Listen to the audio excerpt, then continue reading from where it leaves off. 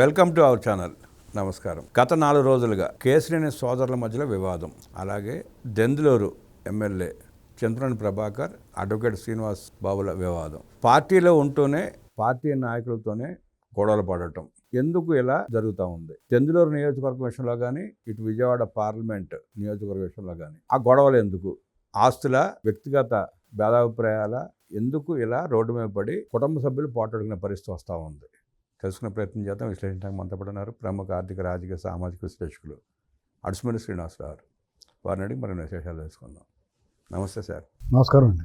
కేసినేని నాని గారు, కేసినేని చిన్ని గారు ఇటీవల ఈ మధ్యకాలంలో పేపర్లకు ఎక్కడం, వివాదాస్పద వ్యాఖ్యలు చేసుకోవటం, వారి ఇంటికి గుట్టునే బయట పెట్టుకుని అలరపాలవడం, పార్టీకి కూడా ఒక రకంగా చికాకు తెప్పించే పరిస్థితి. ఇవన్నీ ఎలా చూస్తారు మీరు ఆ ఇష్యూని? అంటే ఇప్పుడు చిన్ని గారు, కేసినేని గారి వ్యవహారం కుటుంబ వ్యవహారం అండి. రాజకీయ రంగం కూడా పులుముకుంటుంది. చింతమనేని ప్రభాకర్ గారు, శ్రీనివాస్ బాబు గారి వ్యవహారం పార్టీకి అంతర్గత వ్యవహారం. యాక్చువల్గా అది కూడా పార్టీ స్థాయి దాటి వ్యక్తిగతంగా వెళ్ళిపోయింది. ఇక్కడ ముందుగా చిన్ని గారు, కేసినేని నాని గారు ఇద్దరు వ్యవసాయం చూస్తే, కేసినేని నాని గారు టీడీపీ ఎంపీగా 2 సార్లు పనిచేసాడు. ఆయన తర్వాత పార్టీతో విభేదించి పార్టీ అధిష్టానాన్ని ధిక్కరించి ఒక రకంగా కించపరిచి, అవమానించి, చాలా దురుసుగా కించపరిచే వ్యాఖ్యలు చేసి ఆయన దూరం అయ్యాడు. అంత దూరం అవ్వాల్సిన పని లేదు. పార్టీ నాయకత్వం పట్ల అతను వ్యవహరించిన తీరు ఆక్షేపణీయం అండి.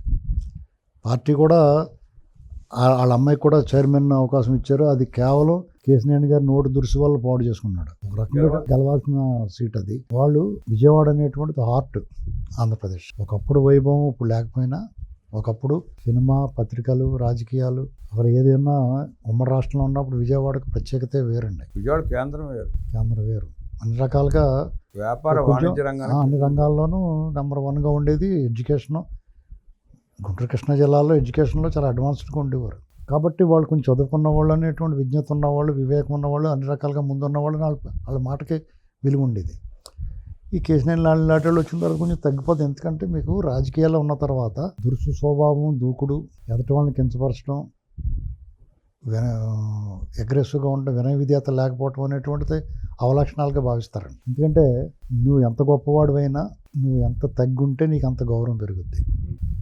నువ్వు ఎంత వినయంగా ఉంటే, వినయంగా ఉంటే వంగి దండాలు పెట్టకలేదు, కానీ ఎదటివాడి పట్ల గౌరవంగా ఉంటే చాలు. అది లోపించింది కేసినేని నాని గారు. అది నిర్ద్వంద్వం. ఎందుకంటే గతంలో ఆయనతో పాటు ఉన్న వాళ్ళు బోండా ఉమ్మ గారు కానీ, బుద్ధా వెంకన్న గారు, లేకపోతే ఇంకొక ఆయన నాగుల మీరా గారు, ఇలాంటి వాళ్ళు ఆయన ముఖ్యంగా సహచరులుగాను, అనుచరులుగాను ఉండేవారు. ఒకసారి ఒక ఆఫీసర్ మీదకి దూకుడుగా వెళ్ళినప్పుడు వీళ్ళందరూ కూడా ఉన్నారు. వీళ్ళే ముందు వెళ్ళారు ఆయనకన్నా ముందు. అలాంటిది వాళ్ళు ఎందుకు వాళ్ళతో విభేదాలు వచ్చినాయి?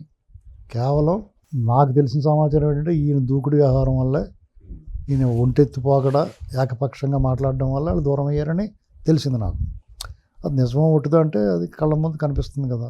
ఆయన ఏకంగా చంద్రబాబు నాయుడు గారినే నోటికి వచ్చినట్టు మాట్లాడు, బూతులు తిట్టకపోయినా కఠినంగా మాట్లాడాడు. అది సహజంగానే తెలుగుదేశం వాళ్ళకి నచ్చదు. చంద్రబాబు నాయుడు గారిని ఏమైనా వ్యాఖ్యానిస్తారు, కానీ కార్యకర్తలు ఎవరైనా ఇలా మాట్లాడితే ఒప్పుకోరు. అది ఆయన బలం. అది చంద్రబాబు నాయుడు గారి బలం ఏంటంటే ఆయన పట్ల అపారమైన ప్రేమతో ఉంటారు కార్యకర్తలు. ఒక్కొక్కసారి ఆయన విధానం నచ్చకపోయినా ఆయన చెప్పినట్టు వింటారు. తర్వాత అది మంచిదని తేలుతుంది. మొదట్లో రుచించదు. ఒక్కొక్కసారి మందు చేదుగా ఉంటుంది, కానీ అది చికిత్సకు పనికి వస్తుంది. ఇప్పుడు ఆయన కొన్ని విషయాల్లో మనం కక్ష రాజకీయాలు చేయకూడదు, మనం దాడులకు తెగబడకూడదు, ఈ నచ్చదు మనకు సాధారణంగా. కానీ చివరికి అదే మంచిదని తేలుతుంది, అదే కరెక్ట్ అని తేలుతుంది. ఇంకోటి చిన్ని గారు, నాకు తెలిసినంత వరకు ఆయన చాలా సౌమ్యుడు అండి. సున్నితంగా ఉంటాడు, మాట్లాడేటప్పుడు ఎదుటి వాళ్ళ పట్ల గౌరవంగా ఉంటాడు, మంచి మర్యాదగా వ్యవహరిస్తాడు. ముఖ్యంగా నీకు కనిపించేది అదే కదా. వెనకాల ఏముంటే మనకి ఎందుకంటే లోపల కుటుంబాల వ్యవహారాలు మనకు అనవసరం. వాళ్ళిద్దరి మధ్య ఆస్తి తగాదాలు, పంపకాల గురించి మనకు అస్సలు అనవసరం. మనం దాని గురించి మాట్లాడకూడదు. న్యాయం, అన్యాయం అనేటువంటిది వాళ్ళు తేల్చుకుంటారు. అది ఎప్పుడైతే పబ్లిక్లోకి వచ్చిందో ఇద్దరు కూడా విభేదాలు పెరిగిపోయినాయి. అంటే నాకు తెలిసి చిన్ని గారు వాళ్ళిద్దరు కూడా విడిపోయి ఛానల్ అయింది, 25 ఏళ్ళ పైన అయింది. ఏ రోజు కూడా ఈ గొడవలు బహిరంగం అవ్వలేదు. ఇవాళ చిన్ని గారు రాజకీయ రంగం ప్రవేశం చేసిన తర్వాత మొదలైంది ఈయన గురించి ప్రచారాలు అయినాయి. అది అనవసరం. ఆయన అన్నగారు, నాకు తెలిసి చిన్ని గారు ఒకనొకప్పుడు ఆయన రాజకీయాల్లోకి మొన్న ఇటీవల కాలంలో యాక్టివ్ అయిన తర్వాత ఒకసారి మేము కలిసినప్పుడు నేను అన్నాను, మీ అన్నగారితో గొడవలు, నాకు అంతకుముందు ఛానల్ నుంచి తెలుసు కాబట్టి, ఎందుకంటే మీ అన్నయ్య గారు ఆయనతోటి గొడవలు అయ్యాయి, కలిసిమెలిసి ఉండొచ్చు కదా, ఒకవేళ పార్టీలు వేరైతే మాత్రం మీరు ఆయన్ని విమర్శించకండి అన్నాను. నేను ఎప్పుడు విమర్శించలేదు, నన్నే వాళ్ళు మాట్లాడుతున్నారు వాళ్ళంతా. నేను ఆయన విషయంలో నేను బాగానే ఉన్నాను ఎప్పుడున్నాను. ఇవాళకైనా సరే మా అన్నయ్య గారికి సీట్ ఇస్తే నేను పనిచేస్తాను ఆయనకి అని చెప్పాడు ఆయన. అప్పటికే ఆయన పార్టీ వదిలేసి వెళ్ళిపోయిన తర్వాత ఇంకా వైసీపీ నుంచి చేశాడు ఆయన. కాబట్టి నాకేమనిపిస్తుంది, ఇద్దరిలో చిన్ని గారే మంచిడు అనిపిస్తుంది. ఎందుకంటే మనం చెప్పింది వింటాడో, మర్యాద ఇస్తాడో, అంతవరకే మనకి వాళ్ళకి సంబంధం. మనం కోరుకునేది కూడా అంతే కదా. ఎవడన్నా సాధారణ కార్యకర్త, సాధారణ పౌరుడు కోరుకునేది పెద్ద నాయకుల దగ్గర నుంచి అంతే. అది కూడా ఇవ్వకపోతే ఎలాగా మీరు ప్రతి ఇంటికో ఈ బంగారు పీటికి ఎలాగ పంపించలేరు మీరు. కానీ ఆ కార్యకర్త మంచి మాట మాట్లాడడానికి నొప్పేంటి ఎవరికైనా. ఈ విషయంలో వాళ్ళిద్దరి విషయంలో నేను చిన్ని గారిదే కరెక్ట్ అనుకుంటున్నాను. సహజంగానే మామూలుగానే కుటుంబంలో కొంత తేడాలు వచ్చి గొడవలు వచ్చినప్పుడు బాధ ఉంటుంది, వైరం ఉంటుంది. కానీ ఒకళ్ళనొకళ్ళు నాశనం చేసుకోవాలంత వైరం తగదు అన్నదమ్ముల మధ్య. పెద్ద కుటుంబం వెంకయ్య గారు, కేశినేని వెంకయ్య గారు అంటే ఎంత పేరు ప్రతిష్టలు ఉన్నాయన, ఆయన పరువు తీయకూడదు. వీళ్ళు ఎవరు ఉన్నాయి, ఇద్దరి మీద బాధ్యత ఉంటుంది పరువు తీయకూడదని. నేను చాలా వాళ్ళు అణిగిమణిగి ఉన్నాడు అనుకుంటున్నాను చిన్ని గారు. ఇక ఆయన కూడా ఏకపక్షంగా దాడి చేస్తుంటే సమానం చెప్పాల్సిన పరిస్థితి అవుతుంది. ఒంటి చేతితో తప్పట్లు రావు ఎప్పుడు. ఇకపోతే ఆయన చిన్ని గారు చాలా తగ్గే ఉంటున్నాడు. కేశినేని నాని గారు ఆలోచించుకోవాలి, ఇదిలో పెట్టుకోవడం అనవసరం. అంటే రాజకీయంగా రేపు వద్దని మీరు కావాలంటే ఎలక్షన్లో పోటీ చేసి ఓడించండి, ఎవరు వద్దనరు. మీరు ఏదో నమ్ముకున్న పార్టీ ఏదో ఉంటుంది, ఆ పార్టీని అది ఇండిపెండెంట్గా పోటీ చేసి మీరు విజయవాడకి అధిష్టానం అన్నారు కదా, మీరు ఇండిపెండెంట్గా పోటీ చేసి ఓడించండి, తప్పే ఉంది. మీకు అంత బలం ఉందనుకుంటే. ఇండిపెండెంట్గా గెలిచిన చరిత్ర ఉంది, విజయవాడలో ఇండిపెండెంట్ గెలిపించిన చరిత్ర ఉంది కదా. విజ్ఞులు వాళ్ళంతా విజయవాడ ఆ పార్లమెంట్ పరిధిలో ఉన్నవాళ్ళు చాలా తెలివైన వాళ్ళు. ఎప్పుడు స్పందించాలో అప్పుడు స్పందిస్తారు. నిజంగా మీది కరెక్ట్ అనుకుంటే మిమ్మల్ని మద్దతు ఇస్తారు. ఊరికే అనవసరంగా గొడవలు పెట్టుకోవడం, పత్రికలకు ఎక్కడం, మీడియాకి ఎక్కడం అనేటువంటిది కరెక్ట్ కాదు. ఈ విషయంలో చిన్ని గారు కరెక్ట్ అనుకుంటున్నాను నేను. ఇకపోతే ఈ చింతమనేని ప్రభాకర్ గారు, శ్రీనివాస్ బాబు గారు ఇద్దరు పార్టీ వాళ్ళే. మొన్నటిదాకా ఇద్దరు కలిసి ఉంటాడు బాగా. మీకు 24 ఎలక్షన్ వరకు కూడా శ్రీనివాస్ బాబు గారు చింతమనేని ప్రభాకర్ గారి మీద ఏం కేసులు ఉన్నా ఆయనే వాదించేవాడు. లీగల్ సెల్కి ఉపాధ్యక్షుడు ఏదో కూడా చేశాడు ఆయన.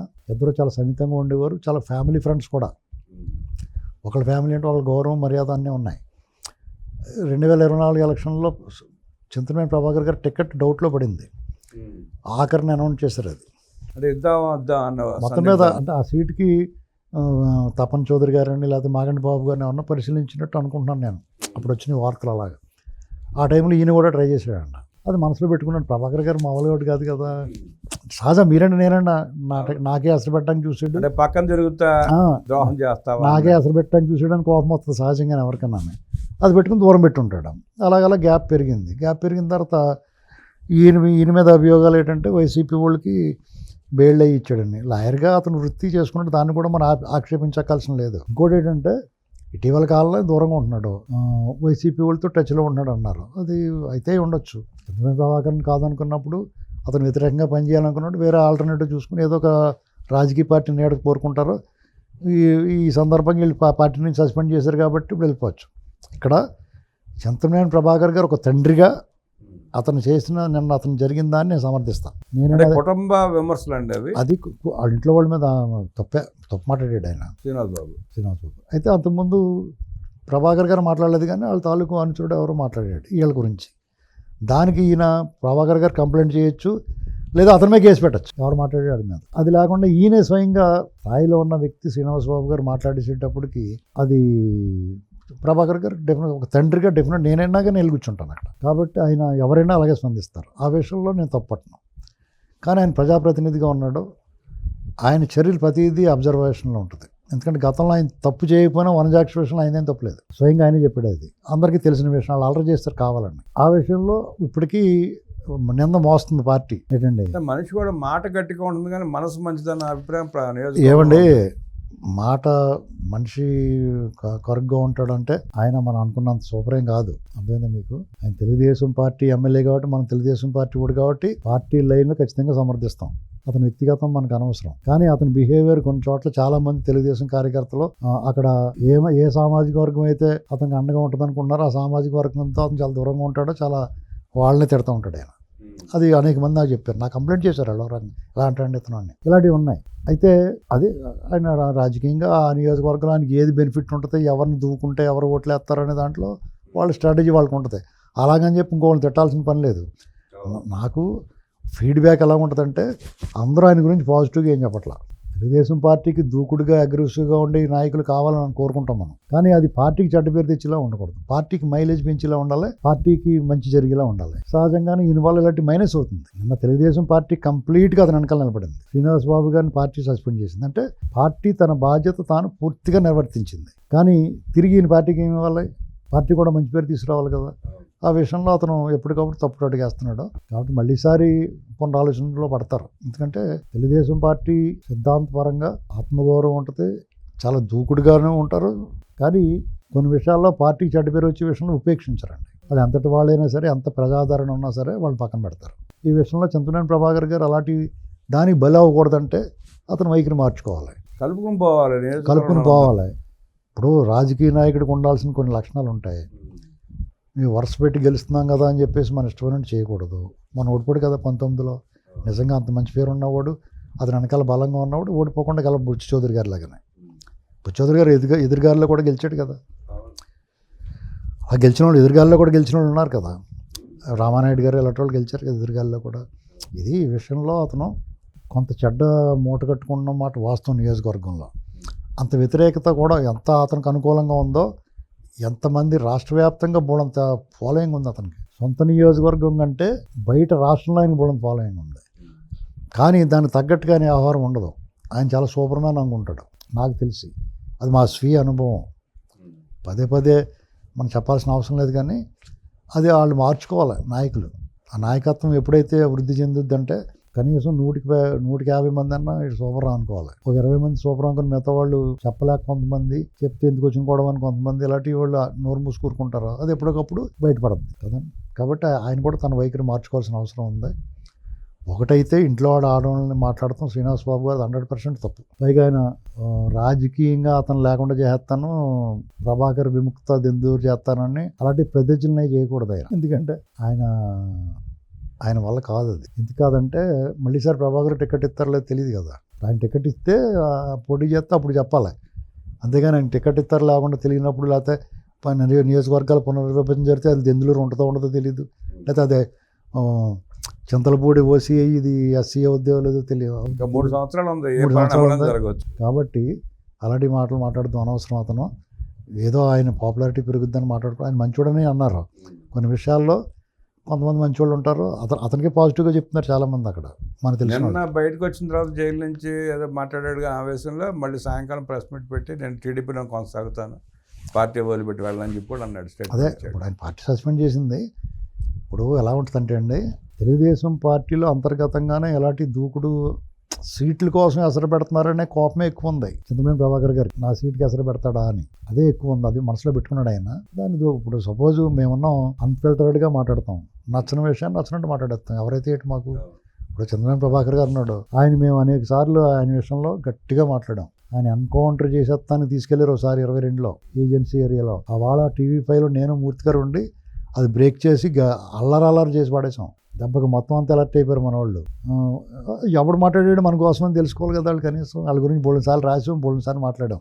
నన్ను కానీ రాజేష్ గారు కానీ నువ్వు ఎవరు అన్నట్టు చూస్తాం. మాకు ఎక్కడ మారుమూల ఉన్నవాళ్ళు తెలుగుదేశం అనుకున్న వాడల్లా వీళ్ళు మన పార్టీ కోసం మాట్లాడారు బాబు అనుకుంటే ఎంతో గౌరవం అభిమానంగా ఉంటారు. వీళ్ళేమో మనం అందరం వాళ్ళ కోసం పనిచేస్తే ఆవిడ 2 మనకి చూస్తారు కొంతమంది. మరి మనకు ఒళ్ళు మండదా, మరి నీకు ఎంత బాధ వస్తుంది మాకెంత బాధ రావాలి ఏంటండి అనే కదా ఉండదా. అంతే. అలాగే అసంతృప్తులు అంటేనే అయ్యానండి. కార్యకర్తను పట్టించుకోకపోవటం, ఇలా మీకోసం మాట్లాడిన వాళ్ళని ఇగ్నోర్ చేయటం. నువ్వేదో సూపర్ అనుకుంటే ఎవడో సూపర్ కాదు రాజకీయాలు. జగన్మోహన్ రెడ్డి లాంటి ముఖ్యమంత్రి అయిపోయి దొంగోడు. ఎదిగే కొద్ది వదుకుంటేనే భవిష్యత్తు బాగుంటుంది. జగన్మోహన్ రెడ్డి లాంటి బందిపోటు దొంగ ముఖ్యమంత్రి అయిపోయాడు. మరి విపరీతంగా పంచాయతీరాజ్లో బాగా పనిచేసి సిమెంట్ రోడ్లు వేయించి ఐటీ ఇండస్ట్రీలు తీసుకొచ్చిన మంగళగిరిలో పవన్ మన లోకేష్ గారు లాంటి ఓడిపోయాడు. తిరిగి మళ్ళీ ఎక్కడ బాగా ఓడిపోయాడు అక్కడ గెలిచాడు, అది నిలబెట్టుకున్నాడు. పవన్ కళ్యాణ్ గారు లాంటి విపరీతంగా ఫాలోయింగ్ ఉన్నవాడు 2 చోట్ల ఓడిపోయాడు. మళ్ళీ ఎక్కడ పోగొట్టుకున్నాడో అక్కడ నిలబడ్డాడు. ఆ తర్వాత ఆయన వ్యవహార శైలి ఎంత దారుణం మారిపోయి చూడండి, ఎంత బాగా ఉన్నాడు ఆయన. హుందాతనంగానే. ఆయనకి ఆవేశం లేదా, దూకుడు లేదా. అందరిలోనే ఆవేశం దూకుడు ఉంటే చంద్రబాబు నాయుడు గారు తక్కువ. అని ఆయన ఎంత సౌమ్యంగా పద్ధతిగా ఉంటాడు. కరెక్ట్గా కీలెరిగి వాత పెడతాడు, దోలు తీరిపోద్ది అవతలోడికి. అది నేర్చుకోవాలి రాజకీయాలు ఉండి. ఊరికే మెదడిపోయి దెబ్బలాడుతూ ఉంటే అవ్వదండి. అది నచ్చదు ఎవరికైనా. ఇక నిన్న మనం చూస్తే మనం గుడివాడ అమర్నాథ్ అండి హోంమంత్రి వంగలపూడి అనిత గారి మీద ఆ మేకప్ గురించి నీచంగా మాట్లాడుతా చాలా దారుణంగా వ్యవహరించాడు, ప్రవర్తించాడు, మాట్లాడాడు. రాష్ట్ర వ్యాప్తంగా మహిళల్లో తిరుగుబాటు వచ్చింది, ప్రశ్నిస్తున్నారు, దిష్టిబొమ్మలు దహనం చేస్తున్నారు. కానీ ప్రభుత్వం తరఫు నుంచి ఎక్కడ కేసు పెట్టాల. అనిత గారు హోమ్ మినిస్టర్గా ఉండి ఆమె కేసు పెట్టలేదు, పోనీ రాజకీయంగా లబ్ధి కోసం పెట్టలేదు అనుకున్నా పోలీసు శాఖ కేసు పెట్టాలి కదా. అలా మాట్లాడుతారు. ఇప్పుడు రాజకీయంగా లబ్ధి ఏముంటుందంటే మైనస్ అవుద్ది అలా వదిలేస్తే. గుడివాడ అమర్నాథ్ అన్న ఆయన వ్యక్తి, ఆయన మంత్రిగా కూడా చేసాడు కదా, మాజీ మంత్రి అతను కుర్రోడు, రాజకీయంగా చాలా భవిష్యత్తు ఉన్నవాడు. ఇలాంటి మాటలు మాట్లాడటం వల్ల మైనస్ అవుద్ది కదా. అతను కూడా భవిష్యత్తు చూసుకోవాలి కదా. ఏదో జగన్మోహన్ రెడ్డి వాళ్ళు పందాలో పోవాలి, మనం నోటుకొచ్చినట్టు మాట్లాడాలి, మనల్ని ఎవడ ఏం చేయడం, మన క్యాస్ట్ మనకు అడ్డుకుంటుంది, ఏమి ఉండవండి. ఇప్పుడు అందరూ ఒక మహిళ పట్ల, సాధారణ మహిళ పట్ల కూడా మీరు అనుచితంగా వ్యవహరిస్తే మీ మీద కేసు కట్టి లోపలేస్తారు సుమోటోగా, 0 FIR. అలాంటిది ఇతని మీద ఇప్పటివరకు కేసు కట్టకపోవడం దారుణం. అది ఆ డిపార్ట్మెంట్ వైఫల్యం. పైగా ఆ శాఖ మంత్రి ఒక మహిళ, పైగా రాజ్యాంగ రక్షణలో ఉన్న దళితురాలు. ఇన్ని రక్షణలో ఉన్న మనిషిని అతను దారుణంగా బాడీ షేమింగ్ చేస్తే అతని పట్ల ఇంకా ఉపేక్షించడం అనేటువంటిది సహించరనేది. కార్యకర్తలు అసంతృప్తి ఇలాంటివే ఉంటాయి, వేరే అసంతృప్తులు ఏముంటాయి. ఈ ప్రభుత్వం బ్రహ్మాండంగా పనిచేస్తుంది. ఈ ప్రభుత్వం అభివృద్ధిలో దూసుకుపోతుంది. పెట్టుబడి తీసుకురావడంలో అనన్య సామాన్యం, అనితర సాధ్యమని సాధిస్తున్నారు. మీకు పోలవరం, రాజధాని అమరావతి విషయంలో కూడా చాలా స్పీడ్గా వేగంగా ఉన్నారు. అనేక కొత్త ప్రాజెక్టులు తీసుకుని రోడ్లు ఇలాంటివి అన్నట్లు వాళ్ళు చాలా శబాష్, వెల్ డన్ అన్నట్టుగా ఉన్నారు. వాళ్ళు హార్మోనీ జనాల్లో ఒక రకమైన పీస్ఫుల్గాను, ప్రశాంతంగా, హాయిగా ఎలైట్ పీపుల్ అందరూ కూడా అంటే ఎల్డర్లీ పర్సన్స్, రిటైర్డ్ పీపుల్, ప్రశాంతమైన జీవితం కోరుకునే వాళ్ళు అమ్మాయి ప్రశాంతంగా ఉందరా బాబు అనుకుంటున్నారు. మీకు జగన్మోహన్ రెడ్డి జీవితంలో మళ్ళీ ఎందుకు గెలవడం అన్నానంటే, అతనికి ఈ రక్తపాతాలు అగ్రెసివ్గా ఉండే వాళ్ళు, కోరుకునే వాళ్ళకి అతను నచ్చుతాడేమో కానీ ఎప్పుడు కూడా ప్రశాంతంగా కోరుకునే వాళ్ళు ఎక్కువ ఉంటారండి. పైగా అతనికి రాయలసీమ 4 జిల్లాలో నెల్లూరు జిల్లా వరకు అతనికి కొంచెం ఓటింగ్ ఉందా తప్ప, మొన్న అతనికి వచ్చిన 40% అక్కడే ఎక్కువ. మీకు నెల్లూరు నుంచి శ్రీకాకుళం దాకా 26% డిఫరెన్స్ ఉందండి. అతను తల కిందులు తప్ప చేసిన, పిల్లి మొగ్గులేసినా ఒక 5-6% అటు ఇటు మారొచ్చేమో కానీ ఇట్టి పరిస్థితుల్లో అతను మళ్ళీ గెలిచే అవకాశమే లేదు. అయితే ఇక్కడ వాళ్ళు కొత్త స్ట్రాటజీలో అవుతున్నారు. 2 ఏళ్ళు అయిపోయిన తర్వాత వాళ్ళు కొత్త ప్రతి ఊళ్ళోనూ 2 వర్గాలు చేయదలుచు. గ్రామాన్ని విడదీసేయడమే. గ్రామాల్లో ఇప్పుడు మన ఇద్దరికి కూడా వచ్చిందనుకోండి, ఇద్దరం పొరపాటున చెరుకుకులం అయిందనుకోండి, ఇక దాన్ని అగ్గిడేస్తారు. అంటే ఒక ఏకతాటి మీద ఉండి ఒకే పార్టీని గెలిపించాలనుకున్న చోట కేవలం లోకల్గా ఉండి గొడవల వల్ల రెండో పార్టీకి చేస్తారు చచ్చినట్టు. అడేపు ఉన్నాడుగా డిటేపుకి వెళ్ళాలనుకుంటారు. అలాంటి దాన్ని స్ట్రాటజీ చేస్తున్నారు. అలాంటి వాటికి తెగబడకుండా వీళ్ళు ఏం చేయాలి, చాలా అప్రమత్తంగా ఉండాలి. చిన్న పాముని పెద్ద కర్రతో కొట్టాలి. ఇలాంటి దుష్ప్రచారాల విషయంలో చాలా సీరియస్గా ఉండాలి. ఇప్పుడు మొన్న కులాల మీద కమ్మారికి డిఎస్సీలు వచ్చేసినాయి, స్పోర్ట్స్ కోటాలు అన్నారు చూడండి, అది చిన్న విషయమే, అది అబద్ధం అని చెప్తే సరిపోద్ది. కానీ దాని మీద కూడా సీరియస్గా ఉండాలి. అలాగే రౌడీ షీటర్లకి లేదా భూ కబ్జాదారులకి వాళ్ళు సపోర్ట్ ఇస్తున్న దాన్ని ఎక్స్పోజ్ చేయాలి. ఇవన్నీ చేయాలంటే మీడియా సపోర్ట్ కంపల్సరీగా కావాలి. మీడియా చెప్పాల్సిన మీడియాయే కదా. ఇప్పుడు టీడీపీ కూటమి ప్రభుత్వం విజయాలను చెప్పి మీడియా ఎంత ఉంది చెప్పండి. వాళ్ళు ఏదైనా మంత్రివర్గ సమావేశమై బయటకు వచ్చి మంత్రి గారు మాట్లాడినా, అధికార ప్రతినిధులు మన రాజేష్ గారు లేకపోతే ఇంకొకళ్ళు ఎవరన్నా మాట్లాడుతుంటే లైవ్ ఎవరిస్తున్నారండి? 20% కూడా లేదు. అదే పేరు నాని మాట్లాడినా, లేకపోతే వీళ్ళు వెన్నుపోటుకి 2 ఏళ్ళని ఇలాంటి పనికిమాలిన కార్యక్రమం చేస్తే మాట్లాడుతుంటే మొత్తం అందరూ వాళ్ళు ఆకట్టుకున్నారు. అలాగా విపరీతం డబ్బు ఖర్చు పెట్టి వాళ్ళు అందరిని లైన్లో పెట్టుకున్నారు. వీళ్ళు నిజం చెప్పడానికి మనుషులు కరువు అవుతున్నారు. ఇంకోటి ఏంటంటే జగన్ రెడ్డి చెప్పే పచ్చ మీడియా కూడా ప్రసారం చేయట్లా. ఇంకోటి ఏంటంటే అక్కడ పిఆర్ఓలు ఏం చేస్తున్నారో అర్థం అవట్లా. ప్రభుత్వం తరఫున పిఆర్ఓలు ఉంటారు. ప్రభుత్వం చేసే కార్యక్రమాలు ప్రజల్లోకి వెళ్ళాలి. ఆ సక్రమంగా వెళ్తున్నా లేదో చూసుకోవాల్సిన బాధ్యత వాళ్ళదే. వాళ్ళు దాంట్లో వాళ్ళు బాధ్యతారహితంగా వ్యవహరిస్తున్నప్పుడు వాళ్ళ మీద చర్యలు ఉండాలి కదా. ఇక్కడ మీరు అన్నట్టు మనం గమనిస్తే జగన్మోహన్ రెడ్డి ప్రెస్ మీట్కి ఆల్ ఇండియా మొత్తం జారేస్తారు, అక్కడికి మైకులు వచ్చేస్తాయి. పైగా ఇటీవల కాలంలో మన నేషనల్ మీడియాలో లోకేష్ గారు వాళ్ళ కార్యక్రమాలు బాగానే చెప్తున్నారు. మరి లోకల్లో ఏం చేస్తున్నారు? లోకల్గా అప్పుడు ఎవడు దొరదెక్కినాడు వాడు మాట్లాడుతున్నాడు తప్ప ప్రభుత్వం తరపు నుంచి వాళ్ళు చేసిన కార్యక్రమాలను బయటకు వెళ్ళి మార్గాన్ని చూడాలి కదా. మీరు చెడు చెప్పక్కర్లేదు, అబోధ కల్పాలి మీకు అవసరం లేదు. ఎందుకంటే అంతా నిజం మీరు చేస్తుంది, మంచి చేస్తున్నారు, ఆ మంచి బయటికి వెళ్ళాలి. మీరు ఇంకో ఇంపార్టెంట్ విషయం చూడండి, అక్కడ కొంతమంది అధికార తీరుతెన్నులు ఎంత దారుణంగా ఉంటున్నాయంటే ప్రభుత్వం కొన్ని విషయాల్లో నిర్లక్ష్యంగా ఉంది. ఇప్పుడు ప్రభుత్వం సంబంధించిన కార్యక్రమాలు జరుగుతూ ఉంటాయి. ఏదో ఒక ఈవెంట్ లాగా చేస్తున్నారు. మీకు మోడీ గారు వచ్చినా, లేకపోతే అమరావతి జరిగినా, లేకపోతే ఏదైనా ప్రారంభోత్సవం జరిగినా, లేకపోతే పెద్ద బుక్ ఆవిష్కరణ జరిగినా, లేకపోతే ఆగస్టు 15 లేకపోతే అవార్డులు ఫంక్షన్ జరిగినప్పుడు, లేకపోతే ఒక నంది అవార్డు లాంటివి ఇచ్చినప్పుడు, లేకపోతే ఉగాది పురస్కారం ఇచ్చినప్పుడు అక్కడ యాంకర్లు ఎవరు ఉంటున్నారు చెప్పండి? గత ప్రభుత్వ హయాంలో ఎవరున్నారో అప్పుడు నోటి నిండా నొరగలు వచ్చేలా పొగిడిన వాళ్ళే ఉంటున్నారు. అదే టీం కంటిన్యూ మరి అదే టైం కంటిన్యూ అవుతుంది. అది తప్పు కదా. ఇప్పుడు మీ పార్టీ కోసం పనిచేసిన వాళ్ళు వాళ్ళ ఆశగా ఉంటుంది కదా, మేము కూడా మమ్మల్ని చాలా మంచి చెయ్యి తిరిగిన బాగా మాట్లాడగలిగిన వాళ్ళు, మంచి యాంకర్లు, ప్రయోక్తలు అంటారు వాళ్ళని, ఆ వ్యాఖ్యాతలు, వాళ్ళందరినీ పెట్టుకోవాలి కదా, వాళ్ళకి అవకాశం ఇవ్వాలి కదా. వాళ్ళకి మనం చేసేది ఏం లేదు, అలాంటి అవకాశం వాళ్ళకి ఇవ్వాలి కదా, వాళ్ళు ఎక్స్పోజ్ అవుతారు కదా. ఇదోటి గమనించుకోవాలి. ఇది అంతా కూడా పిఆర్ఓలు చూసుకోవాల్సిన పని. ఆ పిఆర్ఓలు అందరూ కూడా వాళ్ళు వ్యక్తిగతంగా వాళ్ళకి పరిచయం ఉన్న వాళ్ళు, డీలింగ్ ఉన్న వాళ్ళతోటి వ్యవహారం చేస్తున్నారు తప్ప ప్రభుత్వం దీని మీద దానికి సంబంధించిన పౌర సంబంధాలు, ఈ సమాచార శాఖ మంత్రులు దాని మీద దృష్టి పెట్టాలి. పార్టీ ఇంట్రెస్ట్ కూడా చూడాలి, సీరియస్గా ఉండాలి. పార్టీకి సంబంధించి వెనకాల బ్యాక్ ఎండ్లో పనిచేసే వాళ్ళు కూడా దీని మీద సీరియస్గా తీసుకోవాలి యాక్షన్. ఎందుకంటే ఇవన్నీ అబ్జర్వ్ చేస్తుంటారు కార్యకర్తల అసంతృప్తి, ఈ పార్టీ సరిగ్గా పనిచేయట్లేదు, లేకపోతే అన్యాయం చేస్తున్నారు, దుర్మార్గం చేస్తున్నారని కాదండి. ఇలాంటి చిన్న చిన్న విషయాలే పెద్ద విషయాల కింద కనపడదు. ఏమీ లేనప్పుడు కనపడే అసంతృప్తి కూడా అదే. ఇప్పుడు అదే దుర్మార్గాలు అరాచకాలు చేస్తున్నారని నీకు కనపడవు. వేరే అసంతృప్తి ఏం లేదు కార్యకర్తలకి, ఇదే అసంతృప్తి. ఇలాంటి అసంతృప్తి, లేకపోతే అధికారుల పోస్టింగ్ల విషయంలోనూ పాపం వాళ్ళు ఏం అడగట్లేదండి. కుడుని చేతికిస్తే తెలుగుదేశం కార్యకర్తలు ఏం ఆశించరు, ఎప్పుడూ ఆశించరు. ఇలాంటివే చూస్తారు. బాబు గారిని ఇబ్బంది పెట్టిన వాళ్ళు, పార్టీ నాయకులను ఇబ్బంది పెట్టిన వాళ్ళు, వాళ్ళు మంచి పోస్టింగ్లు ఉంటే సహించలేరు పాపం. అది కూడా స్వార్థం లేకుండా మాట్లాడిద్ది అదంతా. వాళ్ళంతా కూడా వాళ్ళకేదో చేయలేదని కాదు, అదిగో మిమ్మల్ని వాళ్ళు అలాగన్నాడు కదా, ఆడికి మీరు ఎందుకు ఛాన్స్ ఇస్తున్నారని ఇదే బాధ పాపం. ప్రభుత్వ వ్యవహార శైలి, పార్టీ పనితీరు, కార్యకర్తల ఆవేదన, ఇలాంటి అనేక విషయాలు మనతో పంచుకున్న నరసింహ గారికి ధన్యవాదాలు తెలియజేస్తూ నమస్కారం.